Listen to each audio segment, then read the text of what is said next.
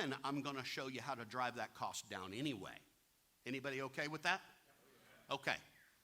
So, there are several ways to raise money. There are basically two, debt and equity, right? I can take a loan from somebody on a project that I'm funding, that's debt, or I can give somebody a piece of the action, a piece of the equity, that's equity. Or we could also combine the two into a hybrid deal where I give debt and equity, maybe a lesser interest rate on the debt side, but a piece of the profits on the back end, sometimes called equity participation or something like that. There's no right or wrong way to do this.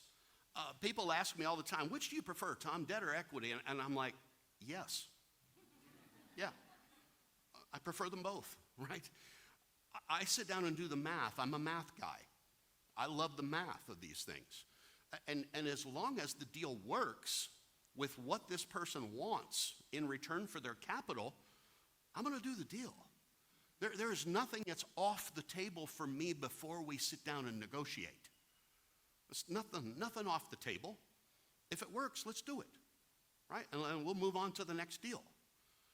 What I have found in my experience is deals that I pay less than $1 million for usually work best with debt.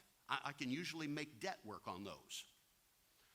But the deals that are $1 million or more, or multi-million, most generally I can't make debt work.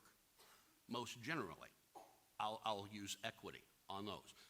That's just like a simple rule of thumb. It doesn't mean it's going to work in every case, but that's kind of the breakdown that I've seen. But here's the real challenge with rules of thumb. Every deal is different. The profitability of every deal is different, and I'm going to get into some of the specifics of deals and how they change the metric when you're raising capital in a couple of slides here. But in addition to every deal being different, every investor is in a different place as well.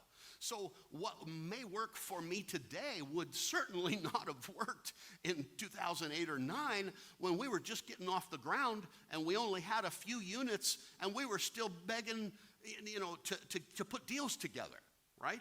So every investor is in a different place as well. You can't compare yourself to the next person and say, well, that worked for Joe or that worked for Mary.